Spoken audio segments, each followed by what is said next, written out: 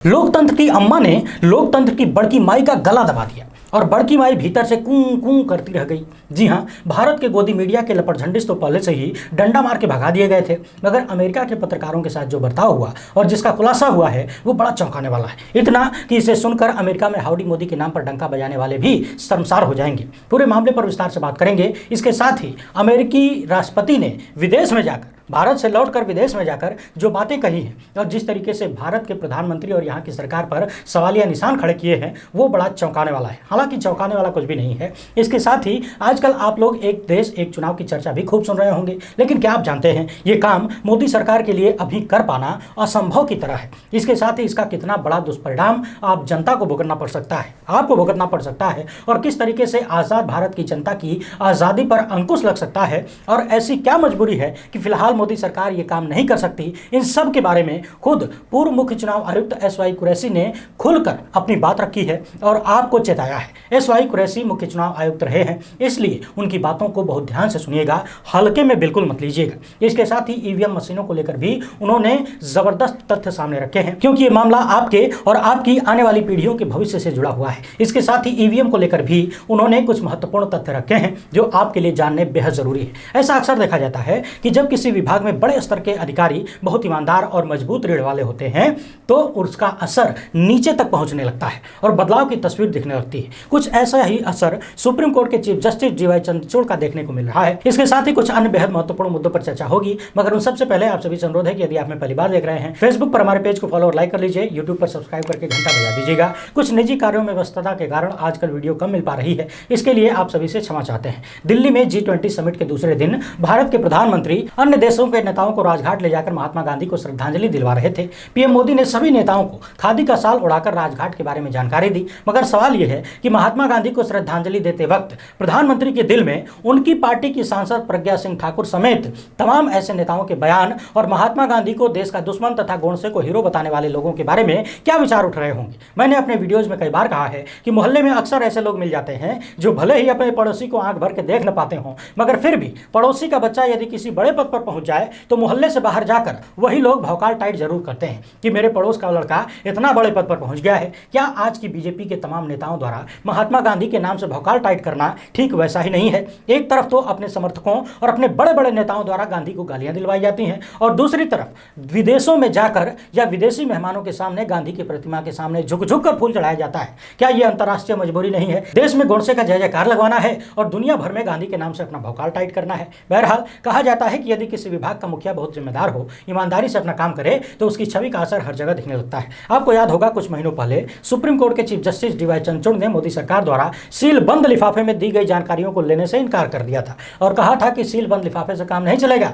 हर एक जानकारी को राष्ट्र की सुरक्षा के नाम पर छुपाया नहीं जा सकता। और इसके बाद सुप्रीम कोर्ट में सील बंद लिफाफे की कहानी लगभग न के बराबर दिखने लगी और इसका असर बॉम्बे हाईकोर्ट में भी देखने को मिला है। हाल ही में बॉम्बे हाईकोर्ट ने कहा कि सील बंद कवर में जानकारी जमा करने की हानिकारक प्रथा को रोकने का समय आ गया है और इतना ही नहीं, बॉम्बे हाईकोर्ट ने सील बंद लिफाफा लेने से साफ इनकार कर दिया। जब तक सुप्रीम कोर्ट में ये साहब नहीं आए थे तब तक लगातार आपने देखा कि मोदी सरकार किसी भी मामले पर राष्ट्र की सुरक्षा का हवाला देकर सील बंद लिफाफे में अपना जवाब दे दिया करती थी। अब सील बंद लिफाफे में क्या है या तो लेने वाला जाने या देने वाला जाने, बाकी लोग अनुमान लगाकर बैठे रहे, मगर यह प्रक्रिया किसी भी तरह से पारदर्शी नहीं कही जा सकती। 2014 के बाद से लगातार भारत की पत्रकारिता और डेमोक्रेसी का सूचकांक किस तरीके से गिरता जा रहा है यह आप सबने देखा। अब शायद वो दिन दूर नहीं जब भारत का स्थान नीचे से पहला होगा। जी हाँ, नीचे से पहला होगा। देश का मीडिया गोदी मीडिया बन चुका है। कुछ लोग इसे मरा हुआ मीडिया भी कहते हैं, लेकिन मैं इससे बिल्कुल असहमत हूँ। वो इसलिए क्योंकि यदि मीडिया मरा हुआ होता तो जनता को सही जानकारी नहीं मिलती, वो स्थिति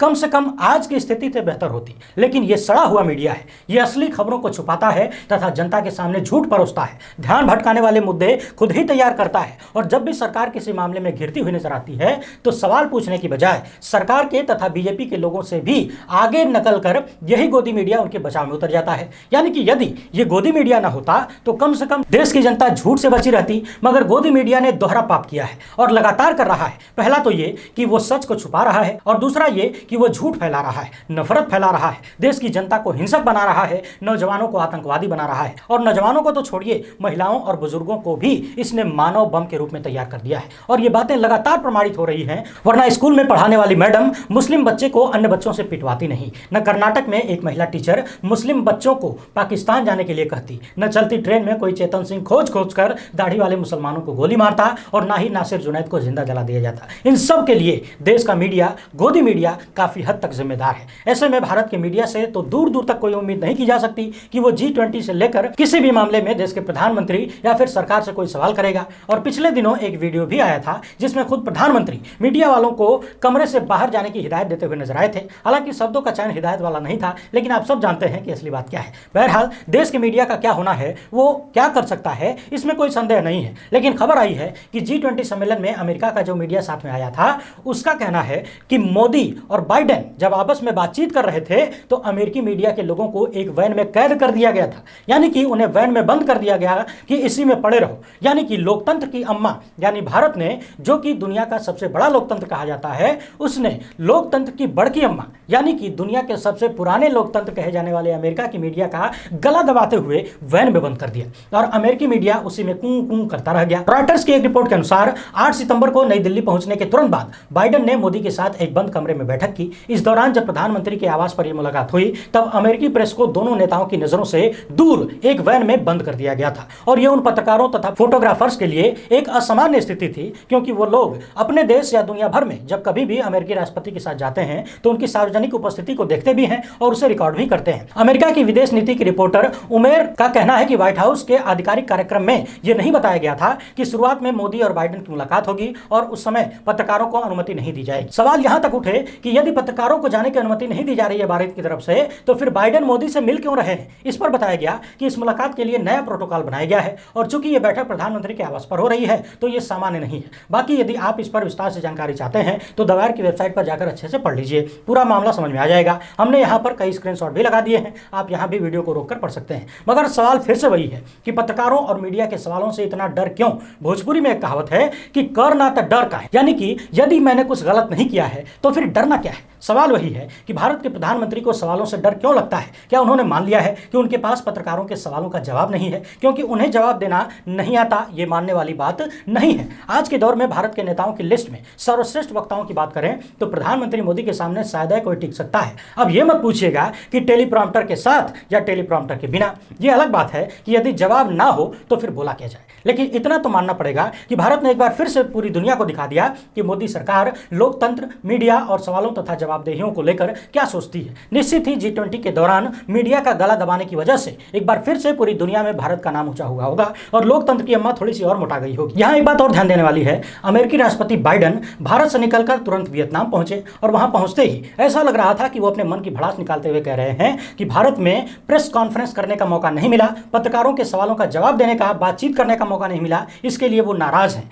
इसके साथ ही उन्होंने ये भी कहा कि प्रधानमंत्री मोदी से उन्होंने भारत में मानवाधिकारों को लेकर और प्रेस की स्वतंत्रता को लेकर बातें कही, जैसा कि वो अक्सर करते हैं। अब गोदी मीडिया और IT सेल तथा अंधभक्तों की टीम चाहे तो फायदे बता सकती है कि प्रेस कॉन्फ्रेंस न करने के क्या फायदे होते हैं। पिछले दिनों गौतम अडानी को लेकर पूरी दुनिया में 2 बड़े अखबारों ने रिपोर्ट प्रस्तुत की और बताया कि किस तरीके से भारत से बहुत सारा पैसा अलग अलग तरीकों से टैक्स हेवन देशों में जाता है, वहां से लौटकर गौतम अडानी की कंपनियों में निवेश किया जाता है और सेठ जी से लंबा चौड़ा मुनाफा कमाते हैं और उस मुनाफे से और कंपनियां खरीदते हैं, अमीर होते जाते हैं। जैसे ही यह खुलासा हुआ, जानकार इस बात की चर्चा करने लगे कि बहुत जल्द मोदी सरकार कोई नया सिगुफा छोड़ सकती है, क्योंकि जनता का ध्यान अडानी से हटाना है तो कुछ न कुछ लाना है। तभी खबर आई कि मोदी सरकार ने संसद का विशेष सत्र बुला लिया है। इसके साथ ही यह भी सामने आया कि विशेष सत्र क्यों बुलाया गया है, इसकी कोनो जानकारी नहीं दी गई है और यदि जानकारी न हो तो गोदी मीडिया चकल्लसबाजी करने में 1 नंबर का काम करता है। अब चकल्लसबाजी शुरू हो गई। कोई कहने लगा कि इंडिया का नाम भारत करना है, माफ करिएगा, इंडिया को मिटाकर सिर्फ और सिर्फ भारत लिखना है,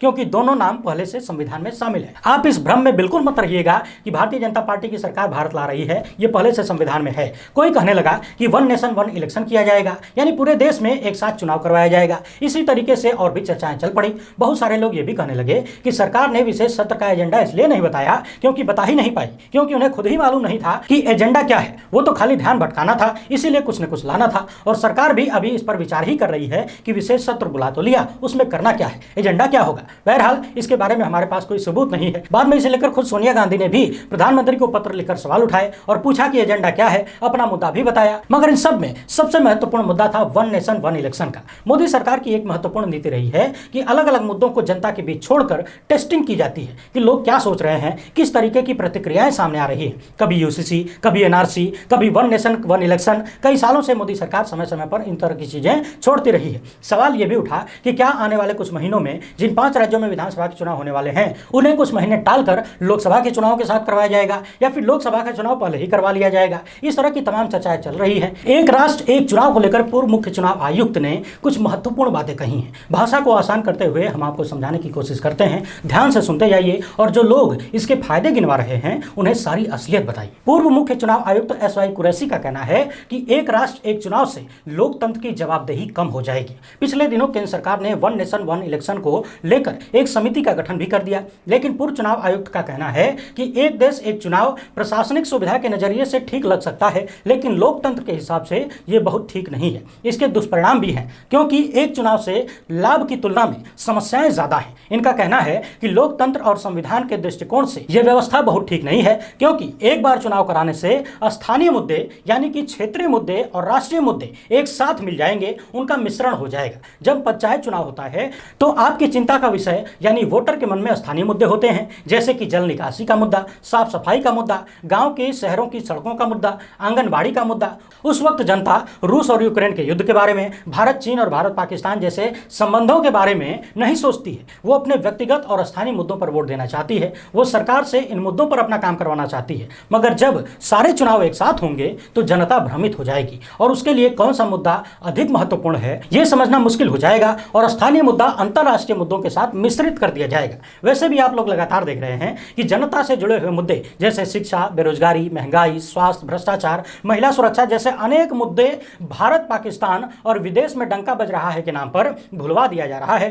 2019 के लोकसभा चुनाव को ही याद कर लीजिए। चुनाव में सिर्फ और सिर्फ एक ही मुद्दा हावी रहा, वो था पुलवामा हमला और उसके बाद हुई सर्जिकल स्ट्राइक। यहां तक कि पाकिस्तान के नाम पर ही छोटे मोटे चुनाव में भी बीजेपी वोट मांगती है। अब खुद ही सोचकर देख लीजिए, यदि सारे चुनाव एक साथ होंगे तो क्या भारतीय जनता पार्टी किसी भी स्थानीय मुद्दे या फिर जनता के असल मुद्दों पर चर्चा करेगी जो पहले से बचते आ रही है? आप बीजेपी के नेताओं से महंगाई पर बात कर लीजिए, गैस सिलेंडर के दाम पर बात कर लीजिए, डीजल पेट्रोल की महंगाई पर बात कर लीजिए, बेरोजगारी पर बात कर लीजिए या फिर किसी भी असल मुद्दे पर बात कर लीजिए, ये लोग एक झटके में कूदकर पाकिस्तान चले जाते हैं और कहते हैं कि पहले पाकिस्तान से निपट लो। तो जब अभी ये हाल है तो फिर सारे चुनाव यदि एक साथ होंगे तब क्या किया जाएगा? कई रिसर्च में यह भी पता चला है कि जब भी संसदीय और विधानसभा चुनाव एक साथ होते हैं तो दोनों चुनाव में एक ही पार्टी की विजय होती है। जैसे यदि लोगों का मन बना दिया गया कि पाकिस्तान के नाम पर वोट देना है तो फिर वे न चाहते हुए भी अपने स्थानीय मुद्दों को मजबूरी में छोड़ने के लिए विवश हो जाएंगे, क्योंकि गोदी मीडिया तो है ही ये बताने के लिए कि पाकिस्तान कभी भी कब्जा कर लेगा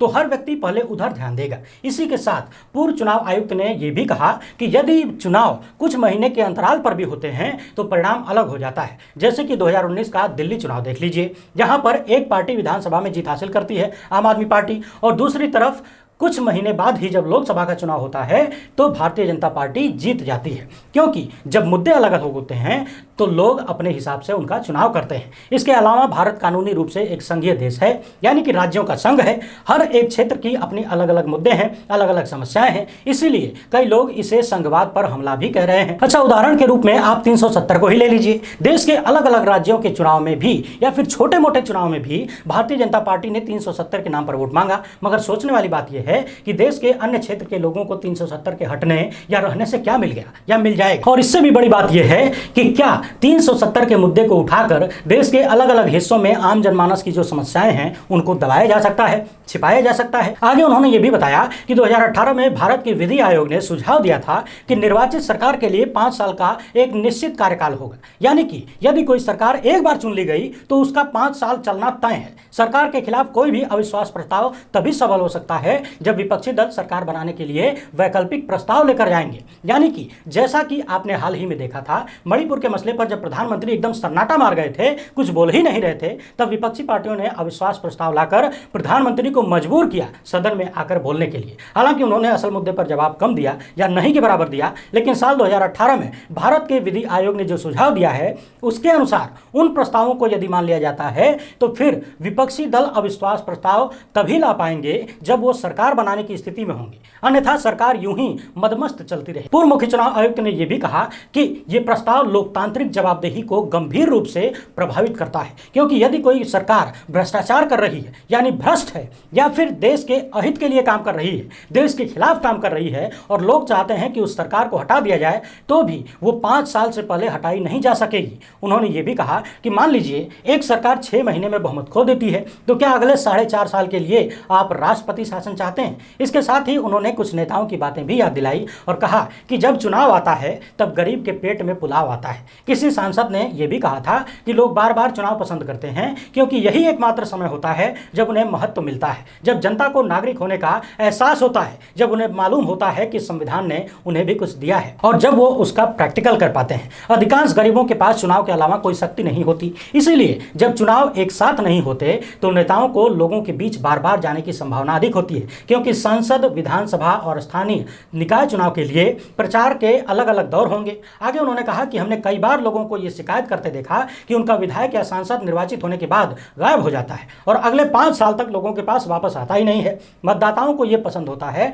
कि उनके नेता उनके पास हाथ जोड़कर आते रहें, कम से कम तब जनता अपने कुछ समस्याओं का हल करवा पाएगी। यानी पूर्व मुख्य चुनाव आयुक्त का कहना है कि बार बार जब चुनाव होते हैं तो इससे नेताओं की जवाबदेही बनती है और बढ़ती है। मजबूरी में नेता बार बार जनता के बीच जाते हैं और इससे जनता का भला हो पाता है। इसके साथ ही उन्होंने ये भी चिंता व्यक्त की कि स्थानीय निकाय चुनाव का आयोजन राज्यों के चुनाव आयोग करते हैं, जो कि एक स्वतंत्र निकाय है। विधानसभा और लोकसभा चुनाव के साथ स्थानीय निकाय चुनाव कराने के लिए राज्य चुनाव आयोग के बीच समन्वय स्थापित करने में समस्याएं आ सकती हैं और सबसे बड़ी चुनौती है ईवीएम मशीनों की उपलब्धता। वर्तमान में चुनाव आयोग ईवीएम को रिसाइकिल करता है। आगे उन्होंने कहा कि फिलहाल हमारे पास 20 लाख ईवीएम मशीनें हैं।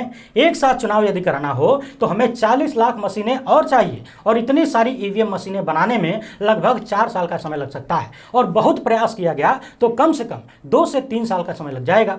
और सिर्फ ईवीएम मशीन ही नहीं, वीवीपैट भी बनाना होगा। इसके साथ ही इन मशीनों के निर्माण का कार्य निजी यानी प्राइवेट कंपनियों को नहीं दिया जा सकता, इससे केवल सरकारी यानी सार्वजनिक क्षेत्र की कंपनियों BHEL और ECIL को ही दिया जाता है। इन कंपनियों की क्षमता सीमित है, इसीलिए किसी भी मामले में यहां तक कि यदि चुनाव आयोग को एक साथ चुनाव कराने का आदेश दे भी दिया जाता है तो भी सैद्धांतिक रूप से यह आसान दिखता है, लेकिन तार्किक कारणों में इसमें समय लगेगा। यानी कि पूर्व मुख्य चुनाव आयुक्त SY कुरैशी का कहना है कि एक साथ चुनाव कराने में देश के लोकतंत्र का, संघीय ढांचे का, देश की जनता के मुद्दों का और सीधे सीधे देश की जनता का नुकसान ज्यादा है। इसके लाभ तुलनात्मक रूप से बहुत कम है। इसके साथ ही यदि सरकार एक साथ चुनाव कराने का आदेश दे भी देती है तो भी बड़ी संख्या में, यानी अभी 20 लाख मशीनें हैं, उसका 2 गुना 40 लाख मशीनें और चाहिए एक साथ चुनाव कराने के लिए। और इतनी सारी मशीनें बनाने के लिए कम से कम 2 से 3 साल का समय चाहिए। और समय तो छोड़िए, जो लोग पैसा बचाने की बात कर रहे हैं उनसे यह भी पूछिए कि 40 लाख ईवीएम मशीनें और वीवीपैट मशीनें जब बनानी होंगी तो इसका पैसा कहां से आएगा। ये सारी बातें इलेक्शन कमीशन के पूर्व मुख्य चुनाव आयुक्त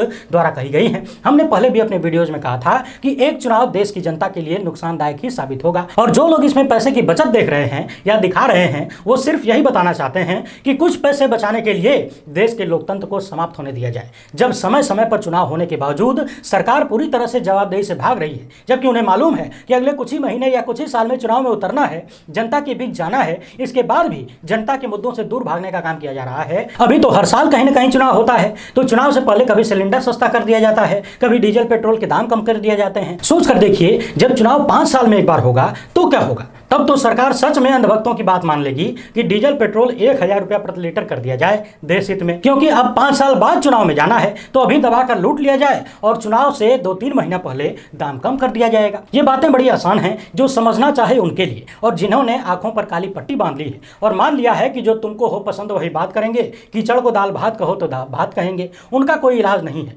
लोकतंत्र और आज़ादी की कीमत पैसों में नहीं लगाई जा सकती और ये बात सिर्फ वही समझ सकता है जो आज़ाद तथा स्वतंत्र रहने की इच्छा रखता हो। गुलाम मानसिकता के लोग ये बातें नहीं समझ सकते। बताया जाता है कि जब भारत अंग्रेजों के अधीन था और बहुत सारे भारतीय इसके खिलाफ लड़ रहे थे, अंग्रेजों के खिलाफ लड़ रहे थे, तब भी कुछ लोग ऐसे थे जो कहते थे कि अंग्रेज हैं तो रहने दो, दिक्कत क्या है, काहे को लड़ाई झगड़ा करना है। ऐसे में जब कुछ लोग विदेशी ताकतों के अधीन रहना पसंद कर सकते हैं तो फिर एक चुनाव की बात तो सही ठहराया ही जा सकता है, कोई बड़ी बात नहीं है। उम्मीद है एक चुनाव को लेकर जो चिंताएं पूर्व मुख्य चुनाव आयुक्त SY कुरैशी ने व्यक्त की हैं, हम उसे आपको समझा पाए होंगे। हमारा काम पसंद आए तो ज्यादा लोगों तक पहुंचाएगा। फिलहाल इतना ही। हमसे जुड़ने के लिए बहुत बहुत धन्यवाद। जय हिंद।